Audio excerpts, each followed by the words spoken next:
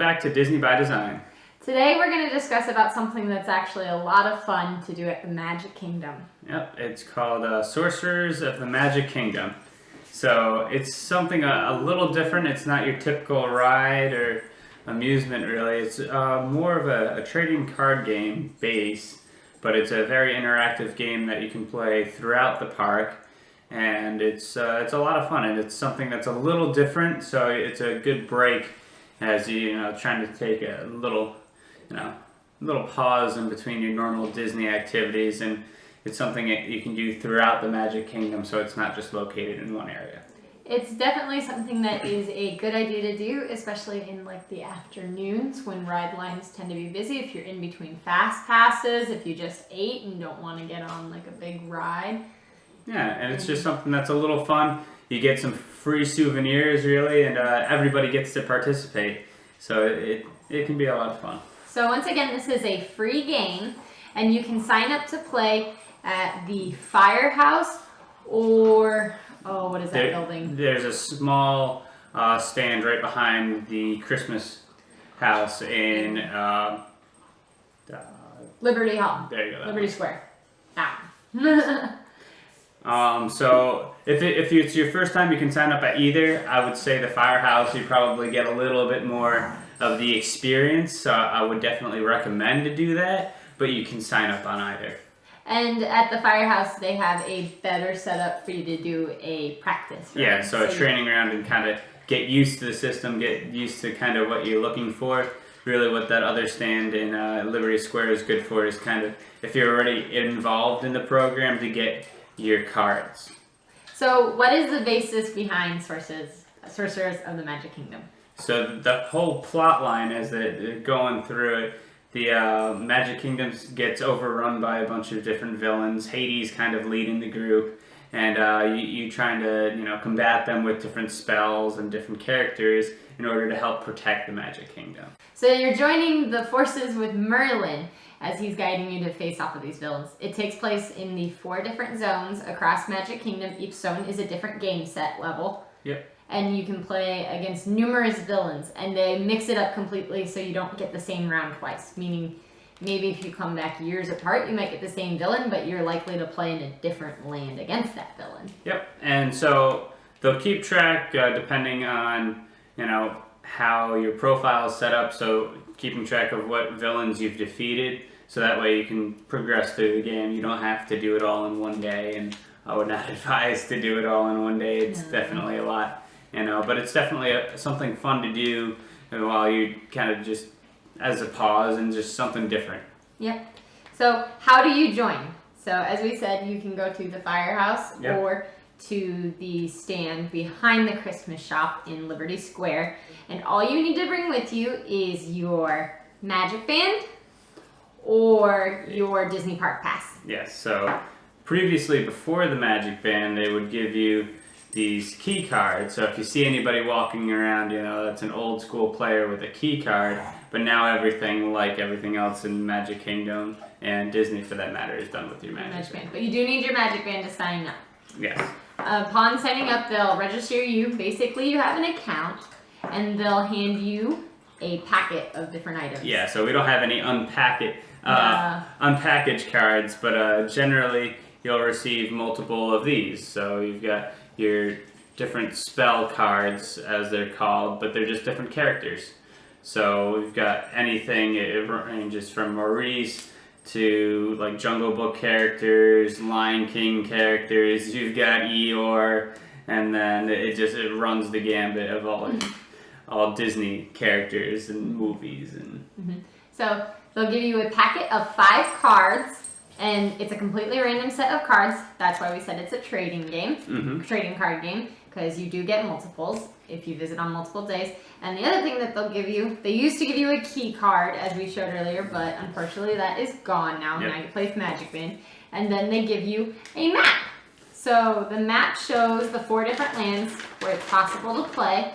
So your options are Fantasyland, Main Street USA, Adventureland, and Liberty Square / Frontierland.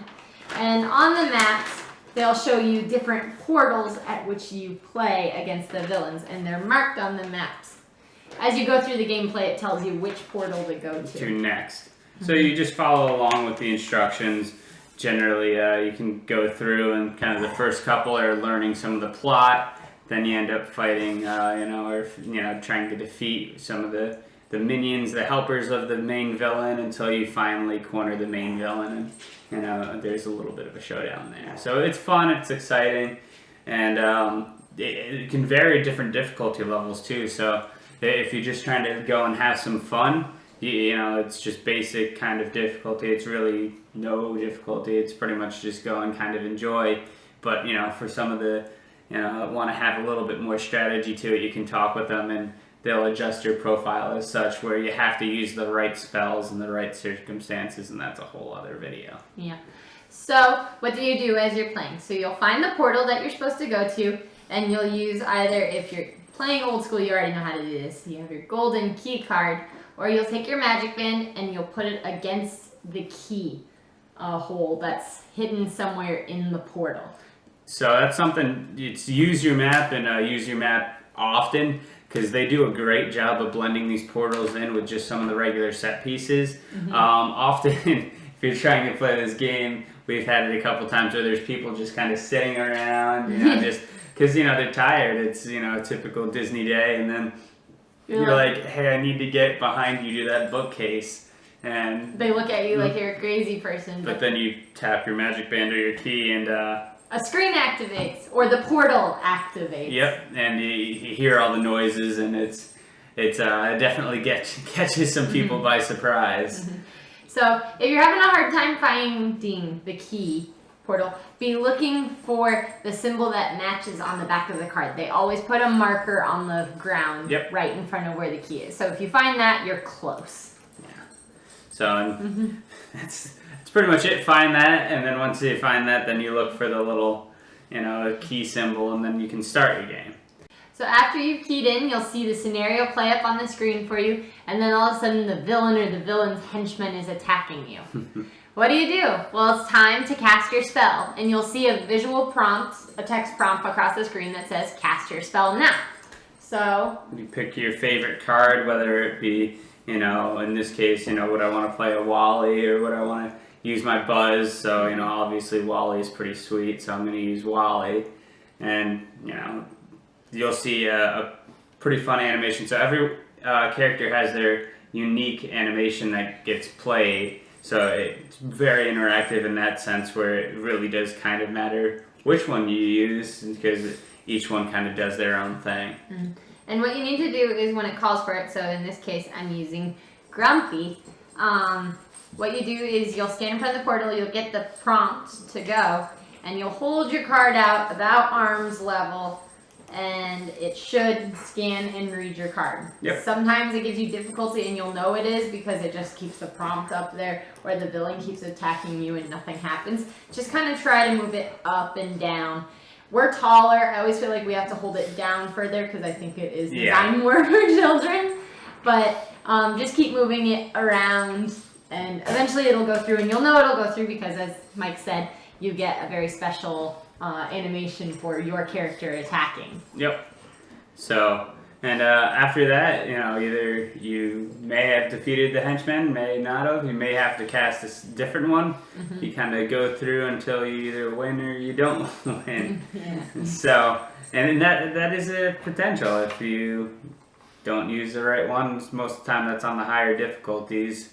But it is a potential that you didn't cast just the right one. So it's kind of a learning experience in that. Like I said, on the harder difficulties. For the most part, if you're just playing for fun, any character will work on any spot. Yeah, and you don't ever really lose. They just keep sending you from portal you just keep to portal to portal until you finally defeat the villain. And it'll always tell you which portal to go to next. Yep. And then once you've finally defeated the villain, it'll tell you if you want to keep playing, go to this land, to this portal. Yep. And you can play all over again with a different villain. So, and the objective obviously is to then defeat all the villains, and you'll see it in a bunch of the shops that there's a special pin/badge for the Master Wizard. So once you've defeated all the villains throughout all of it. That's really where you're supposed to go get it. Technically, you could just buy it whenever you want, but if you actually really want to earn it, that's how you do it. So, if you're asking, how do you get so many cards for this? Well, you can get a new pack of 5 cards every day you're at the Magic Kingdom, as long as you keep playing the game. Yep, and there's a couple things with that. So you have to at least play through your area that you're supposed to, and however many people are in your party, each one gets their own pack of cards. So if you go with a really big group of people, you can get a lot of cards really quickly. So parents, if you're going with your kids and you're really not interested in playing, but you know your kids will love it, get a pack of cards and hand it off. The cards don't belong to anybody. As we said, it's a trading card game. So say if you have multiple and you really want somebody else and you find somebody else has a multiple of a card you want, you can always trade. It's just like pin trading. It's just getting you out there, kind of make new friends and kind of have those different experiences. And each card has a different class to it. So there are 3 classes that you can get in the parks, and that is common, uncommon, and rare. So different rarities to it. So every pack will have 2 uncommon, 2 common, and 1 rare. Yep. How you can tell the difference is your common cards have what looks like a waning moon. See there? Hopefully that focused. Your uncommon card, we've got an immediate, there you go, has, for example, Colonel Happy here, has a crescent moon in the corner, and your rare card, like Buzz, has a star. So, and that's where the rares, like I said, you only get 1 in a pack, and sometimes it kind of seems like you get a bunch of the same uncommons and commons, but I mean, you just keep going, and it's at least play a little bit on every day that you're in the Magic Kingdom, and they'll rack up really quick.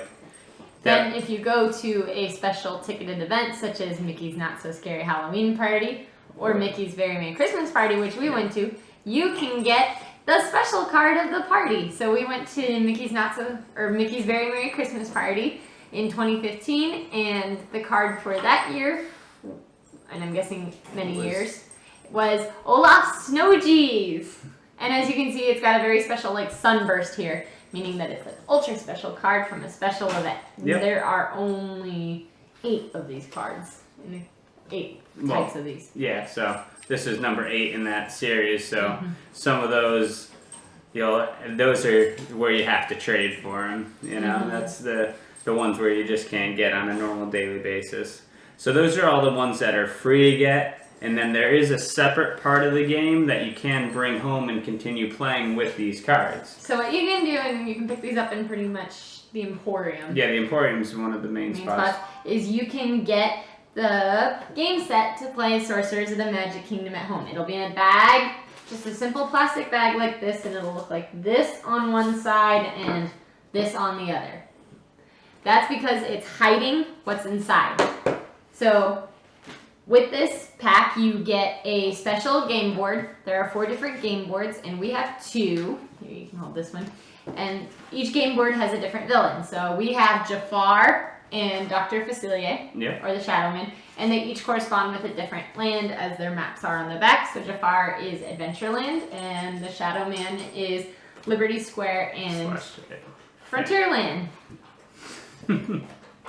So that's one part of it, and this game is definitely different than the one that you're playing. It can be a little bit more challenging, but it is a lot more fun, and this one's probably got some more immediate strategy. So that's one benefit of getting this, is you get a way to play at home with all the cards you've collected. The other benefit is there is an additional type of card, so of which they're called the super rares. Unfortunately, the only way to get these, other than trading, is to buy the pack. The pack is about $13, I believe, so it's not too expensive, and it's a fun game to play. But with the pack, you also get 7 cards, in which you get 2 common, 2 uncommon, 2 rare, and 1 ultra rare, which only comes in the home play kits. Yes.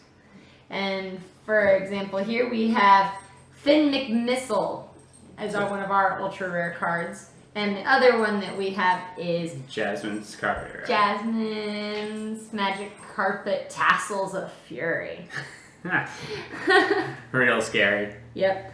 But these are fun, and it's just nice having this special card. But Yeah. I play sometimes at home. You can play together as a group.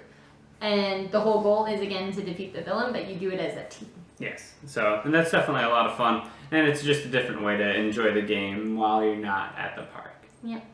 So hopefully this can shed some light onto what Sorcerer of the Magic Kingdoms are. If you just see some people walking around the park, holding cards to bookcases, you kind of know what's going on. Or if you've seen those portals and wondered, what is that? Yep, and how to get involved. It is a lot of fun. It's free, and it's just something to be a little different while you're at the Magic Kingdom. It's always worth it to carry a couple cards with you. And now with the Magic Band, you carry that all the time. So yep. It's easy, it's fun, and it's free for the most part. So yeah, check it out.